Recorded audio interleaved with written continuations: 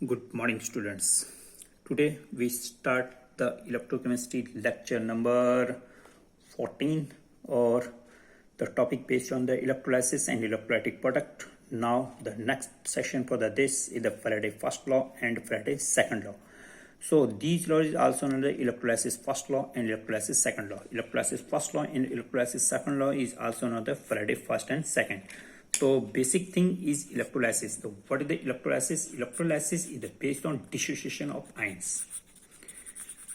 Dissociation of respectable ions. Electrolytes. Dissociation of electrolyte and their respectable ions. Electrolytes. For example, CuCl2. So dissociate it. Cu plus 2 charge plus Cl2 on applying electricity. तो जब हम electricity में किसी इलेक्ट्रोलाइटों को तोड़ते हैं वो अपने रिस्पेक्टिव आयन में टूटता है, तो इसको हम क्या कहेंगे? इलेक्ट्रोलाइसिस. अब बात है how much amount of the this is deposit at cathode, how much amount cathode, और how much gas is liberated at anode. हम इसको कैसे निकालेंगे? हाउ मच अमाउंट और how much amount gas liberated और डिपॉजिटेड. तो इसको एक्सप्लेन कर लिए हमारे पास क्या है? फर्स्ट लॉ ऑफ फैराडे या फिर इलेक्ट्रोलाइसिस फर्स्ट लॉ. तो इलेक्ट्रोलाइसिस क्या था? डिसोसिएशन. किस चीज का डिसोसिएशन? इलेक्ट्रोलाइट का dissociation. It is the electrolyte. Electrolyte का डिसोसिएशन कैसे हुआ? रिस्पेक्टिव आयन में इन प्रेजेंस ऑफ इलेक्ट्रिसिटी. अब इलेक्ट्रिसिटी की प्रेजेंस में जब ये डिसोसिएट होता है आयनों का, तो ये कितने डिपोजिट हुए कैथोड में, कितने डिपोजिट हुए एनोड में? कैसे? जरा देखिए, एक सिंपल सा एक सेल है. इस सिंपल से सेल में देखिए यहाँ पर आपके पास है एनोड और ये है आपके पास कैथोड. तो ये आपके पास कैटाइन कहाँ जाएंगे? कैथोड की तरफ. एनाइन कहाँ जाएंगे? एनोड की तरफ. तो ये क्या होता है? ये धीरे धीरे गलने लगता है. यहाँ पे एनोड मड के बेस पे निकलेगा, जो कि हमने केस में स्टडी कर रखा था. Case number first to fourth में हमने 6 में तक हमने ये केस के बारे में स्टडी कर रखा था. तब जब कैथोड और एनोड की बेस पर बात आएगी तो ये गलना स्टार्ट हो जाता है और इसके ऊपर चढ़ जाते हैं इवन, और या फिर ये खत्म होके इसके ऊपर मास के बेस पर डिपॉजिट होने लगते हैं. तो कितना मास इसका डिपॉजिट हुआ, कितना मास इसका घटा, कौन सी चीज यहाँ पे लिबरेट हुई, कौन सी चीज यहाँ पे डिपॉजिट हुई गैस के बेस पर, यही फैराडे का लॉ है. तो फर्स्ट लॉ में क्या बोला इसने? The mass of a substance deposit और mass of the gas liberated. तो mass of the substance deposited और mass of the gas is liberated at a particular electrode. किसी कोई भी इलेक्ट्रोड हो सकता है, जैसे ऊपर भी मैंने आपको बताया था भाई, एक कैथोड में एक एनोड में, कैथोड और एनोड में, is directly proportional to the amount of charge passing through solution. तो इलेक्ट्रोलाइटिक सोल्यूशन के अंदर जितना हम चार्ज को पास आउट करेंगे उतना ही अमाउंट जमा हो जाएगा कैथोड में या फिर एनोड में, या फिर लिबरेट होगी गैस कैथोड में या फिर एनोड में.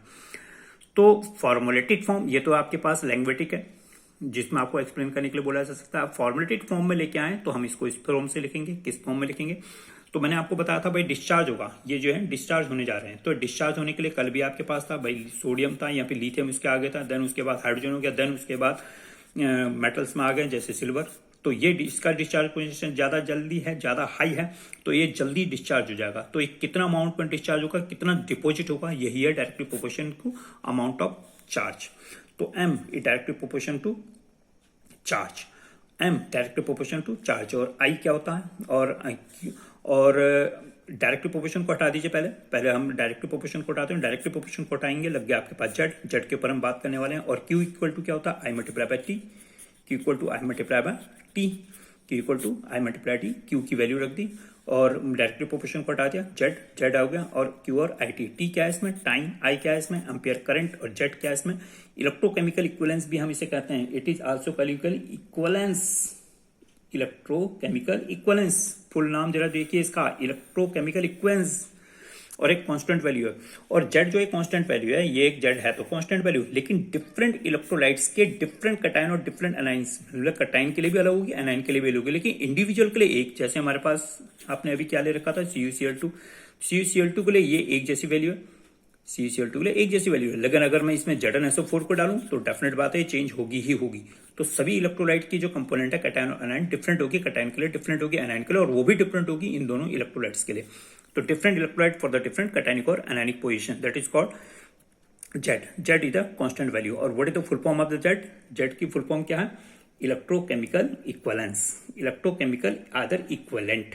Electrochemical equivalent. तो ये, तो जेड को हम और कैसे एक्सप्लेन कर सकते हैं, जेड हो गया हमारे पास ई बाय एफ। ई क्या है, इक्विवेलेंट वेट, दैट्स व्हाई इसका नाम जो है इक्विवेलेंस आया था। और एफ क्या है, फैराडे कांस्टेंट। फैराडे कांस्टेंट हमारे पास कितनी होती है, 96500 कूलम्स के बेस पर, ये आपको पता होना चाहिए।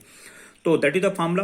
हाँ, अब एक चीज यहां पर थोड़ा सा और भी एक्सप्लेनेटेड है, तो ई इक्वल टू होगा इक्विवेलेंट वेट बाय एक्स। अब एक्स क्या मतलब क्या हुआ, तो इलेक्ट्रॉनों का ट्रांसफर कितना हुआ, ये इलेक्ट्रॉनों का लॉस और गेन कितना हुआ। जैसे हम रिडॉक्स में अगर हम बात करें, रिडॉक्स में कैसे हुआ, तो चार्ज के बेस पर, जैसे कोई मेटल है, अब मेटल के ऊपर दो चार्ज है, ये इसके ऊपर चार्ज, लेकिन किसी रिडॉक्स में जैसे KMnO4 है, KMnO4 में इलेक्ट्रॉनों को अगर हम बैलेंस करें, या K2Cr2O7 में शायद आपने बैलेंस कर रखे होंगे, वहां पे नंबर ऑफ इलेक्ट्रॉन कितने आते हैं भाई, यहाँ पर 5 आते हैं, यहाँ पर 7 आते हैं, 5 नंबर ऑफ इलेक्ट्रॉन, तो वो ये इसके इलेक्ट्रॉनिक की चार्ज हो गई। 6-7 नंबर ऑफ इलेक्ट्रॉन या 6 नंबर ऑफ इलेक्ट्रॉन्स यहाँ पे जो बैलेंसिंग करने के पेज पे आते हैं ये।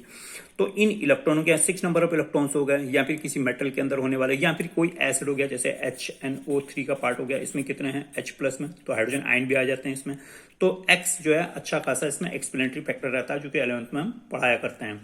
इसके ऊपर नेक्स्ट टाइम जब भी फुर्सत मिलेगी हम इसके ऊपर और बात करेंगे। तो फिलहाल Z equal to E by F. F Faraday constant, E हो गया आपके पास इक्विवेलेंट वेट बाय X। तो इस तरह से हम इसका फॉर्मूला ये भी लिख सकते हैं, क्या कहां लिख सकते हैं, यहां भी लिख लो जरा। तो Z इक्वल टू क्या था आपने बोला, E बोला था ना, E, और E क्या था, इक्विवेलेंट वेट, और नीचे क्या आ गया आपके पास, नीचे आपने बोला था F, और साथ में कितना इसके ऊपर चार्ज आ रहा है, पास आउट हो गया X। ये हो गया पूरा का पूरा Z। इसीलिए Z का नाम क्या था, इलेक्ट्रोकेमिकल इक्विवेलेंस। चलिए, तो ये है हमारे पास पूरा का पूरा फॉर्मूला। और I क्या है, I है इसमें करंट का, यानी कि एम्पियर में। T क्या है इसमें, टाइम, यानी कि सेकंड में या फिर मिनट में या फिर आवर में इसे लिया जा सकता है। तो that is the general information regarding the first law of Faraday, यानी कि इलेक्ट्रोलाइसिस। तो M equal to Z into I into T, Z electrochemical equivalence. तो व्हाट इज द जेड को एक्सप्लेन करने के लिए E बाय F, और थोड़ा सा E को एक्सप्लेन कर लीजिए, इक्विवेलेंट वेट बाय X। तो ये आपको जरूर पता होनी चाहिए, ठीक है जी। ये हमारे पास है फर्स्ट लॉ ऑफ फैराडे। तो जरूर बताओ, फिर से क्या बताओ, कितना मास डिपॉजिट होगा, डायरेक्ट प्रोपोर्शन होगा अमाउंट ऑफ करंट के, यानी कि चार्ज के। कितना मास डिपॉजिट होगा, कितना मास डिपॉजिट होगा, डायरेक्टली प्रोपोर्शन है क्यू के। क्यू को एक्सप्लेन करिए और इसे सॉल्व करिए। कितना मास डिपॉजिट होगा, कितना इसके अंदर करंट पास आउट हो रहा है, कितना मास यहाँ पे डिपॉजिट होगा, करंट पे डिपेंड करेगा, कितने चार्ज है उसके ऊपर डिपेंड करेगा। यह है first law of thermodynamics, first law of electrolysis. चलिए, अब बात करते हैं जरा सेकंड लॉ के ऊपर। सेकंड लॉ ने क्या बोला था, सेकंड लॉ की आप थ्योरी आप एक्सप्लेन करिए, या फिर इसकी स्टेटमेंट आप लर्न करिए, थ्योरिकल पार्ट आप जाइए इसमें। और फॉर्मुलेटेड फॉर्म में देखिए, फॉर्मुलेटेड फॉर्म में M1 M2 equal to E1 E2 E1 E2, E आपने एक्सप्लेन कर लिया था ऊपर, E आपने एक्सप्लेन कर लिया था, M आपने एक्सप्लेन कर लिया था कि मास है। अब ये दो कैसे आ गए, दो का मतलब यहाँ पे ये हो गया कि इसी सेल को, ये जो आपने सेल रखा, इसी सेल में एक और सेल जोड़ दिया जाए, इसी तरह से इसी सेल में एक और सेल जोड़ दें। देखें, चले जरा यहाँ पर देखते हैं इसे। एक सेल यहाँ पर आपने ले रखा है इस तरह से, और दूसरा सेल आपने इस तरह से यहाँ ले रखा है। दोनों सेलों को जोड़ दीजिए, एक सेल यहाँ, एक इलेक्ट्रोड, एक दूसरा इलेक्ट्रोड, एक इलेक्ट्रोड और दूसरा इलेक्ट्रोड, और इस सेल को आपने यहाँ पे जोड़ दिया। ये इसको यहाँ से जोड़ दिया, इसको यहाँ से जोड़ दिया। ये क्या था आपके पास, प्लस था माइनस था, ऊपर देख लीजिए, प्लस था माइनस था, क्या था, प्लस का चार्ज। तो ये वाला आपके पास प्लस का चार्ज हो गया, ये आपके पास माइनस का चार्ज होगा, ये आपके पास प्लस का चार्ज हो गया, ये आपके पास माइनस का चार्ज हो गया। उल्टा भी आप बोल सकते हो, प्लस माइनस माइनस प्लस के बेस पे इसको आपने जोड़ दिया। अगर ये ZnSO4 है, लेट ZnSO4 है, और ये CaSO4 है, CaSO4 है, ZnSO4 है, ये इनको आप मतलब left to right, right to left किया जा सकता है। तो ZnSO4 है, CaSO4 है, ये आपके पास आ रहा है। अब इसमें जो है Zn कितना डिपोजिट होगा, Cu कितना डिपोजिट होगा, SO4 का आपके पास क्या होने जा रहा है, इसका जवाब यहाँ पर मिलता है।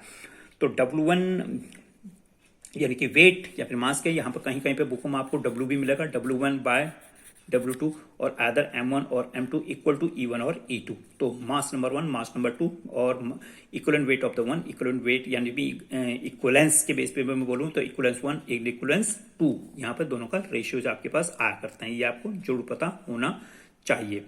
हम इसको ऐसे भी लिख सकते हैं, जैसे कॉपर और जिंक का सेल है, कॉपर का है और जिंक का है, तो मैं ये भी कर सकता हूँ, mass of the zinc upon mass of copper equal to equivalence of zinc upon equivalence of copper. ये तो ये फार्मूला आपको जरूर पता होनी चाहिए फॉर सेकंड। और फर्स्ट फार्मूला आपके पास क्या था? फर्स्ट फार्मूला आपके पास था ये आपको जरूर पता होनी चाहिए फर्स्ट फार्मूला में। तो maximum board point of view में इसके ऊपर सबसे ज्यादा क्वेश्चन आते हैं बोर्ड पॉइंट ऑफ व्यू में। और इसके ऊपर एनसीईआरटी में केवल एक ही क्वेश्चन है, जिसके ऊपर जो भी एनसीईआरटी पढ़ रहा हो जरा देखिए, इसके ऊपर एक ही क्वेश्चन है और वो भी सिल्वर का, कॉपर का या जिंक का, इन्हीं चीजों का साल्ट का बना हुआ है। तो आपको उसके फॉर्मुलेटेड फॉर्म में जाना है, इस न्यूमेरिकल को आपको कर लेना। अगर आपको ये फॉर्मूला समझ में आ गया हो तो, नहीं आ गया तो कमेंट सेक्शन में जाएं, सब्सक्राइब करें चैनल, सभी बच्चों को बताइए सब्सक्राइब करिए और बताइए कि ये फॉर्मूला आपको पास समझ में आया है या नहीं आया, और कमेंट्स करिए। और ये एक ही न्यूमेरिकल, इसको एनसीईआरटी में देखिए कौन सा न्यूमेरिकल आपके पास ये जाता है। तो इन शॉर्ट ये आपको शायद समझ में आ गया होगा, एक बाय मास और एक इक्विवेलेंस, और दूसरा आपके पास है चार्ज जो है डायरेक्टली प्रोपोर्शन है इनके, और इन दोनों को जो आप सॉल्व कर सकते हैं इलेक्ट्रोलाइसिस के लॉ के बेस पर। तो दोनों सेलों को आप अच्छी तरह से कर लीजिए, दोनों लॉस को अच्छी तरह से कर लीजिए, इलेक्ट्रोलाइसिस कर लीजिए, और फैक्टरिंग के बेस पर हम बहुत जल्दी यहाँ पर आने वाले हैं। चलिए जरा एक न्यूमेरिकल ले लेते हैं, एक छोटा सा न्यूमेरिकल लेते हैं जो कि हमारे पास फर्स्ट लॉ के बेस पे आया हुआ है पेपर पॉइंट ऑफ व्यू में। चलो न्यूमेरिकल देखिए क्या है numerical. Find the amount of the copper deposit. Find the amount of copper deposited कब? व्हेन 5 एम्पियर करंट, देखिए करंट दे रखा है, 5 ampere current is used for 1 hour for electrolytic copper sulphate solution. अब देखिए इस क्वेश्चन को हम कैसे सॉल्व करेंगे।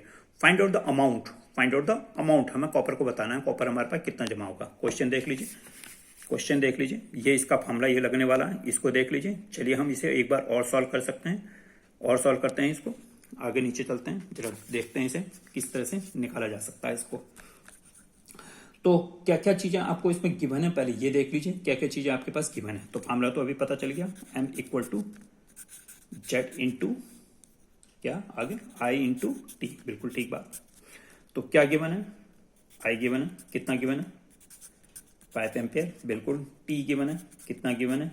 1 आवर को आप सेकंड में लेके जाओ, 60 मल्टीप्लाई बाय 60, ये तो हो गया टाइम। बचा आपके पास जेड के लिए मैंने अभी आपको बताया था E 63.5, और साथ में हो गया इसका फैराडे कांस्टेंट यानी कि 96500, और इसके ऊपर खुद के ऊपर चार्ज कितना होता है? 2। ये इन सभी वैल्यूज को यहाँ पर पुट कर दीजिए and solve it, nothing special on it. तो M equal to Z, what is the Z अभी आपने निकाला, 63.5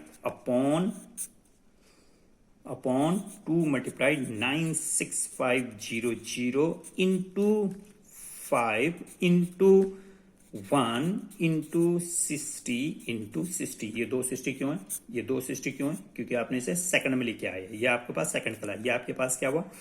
टाइम हो गया। तो टाइम, तो ये हो गया आपके पास एम्पियर, और ये हो गया आपके पास जेड। सॉल्व करिए इसे, आंसर को शेयर करिए, साथ में बताइए कि इसकी यूनिट क्या है। ये अब ये एक मेथड, इसके अलावा भी एक ये सीधे भी हो जाएगा, ये बिना फार्मूले के भी क्वेश्चन आपके पास सॉल्व हुआ करते हैं। ये तो आपके पास फार्मुलेटेड फॉर्म में, हम इसको बिना फार्मूले लगाए भी हम इसे सॉल्व करेंगे। तो इससे पहले कि बिना फार्मूला लगाए इसको सॉल्व करें, सबसे पहले आप इसे लर्न करिए, देखिए इसका आंसर क्या है, और शेयर करिए, सब्सक्राइब करिए, और बताइए कि ये जो आज का लेक्चर है आपको समझ में आया है या नहीं आया है। Share it, subscribe it, hope so. These are the basic component for the Faraday first law and the second law to helpful to calculate the basic information regarding the product of the electrolysis which are the deposited in cathode and anode. फिर copy में काम करिए, दिखाइए और अपने parents से check करिए और बताइए कि आपको एक कितना समझ में आया है। सभी बच्चे क्लास कॉपी में दिखाएं, बच्चे प्रेजेंट नहीं लगा पा रहे हैं, कितने बच्चे वीडियो देख रहे हैं उसका भी रेट बहुत ज़्यादा स्लो चल रहा हो। अपनी केमिस्ट्री को अपग्रेड कीजिए, न केवल आप लोग, अपने सराउंडिंग में जितने भी बच्चे हैं उन्हें भी। Hope so you like this video and helpful to increase your chemistry knowledge. Thank you and keep learning and have a great day and double namaste to all of you. Thank you.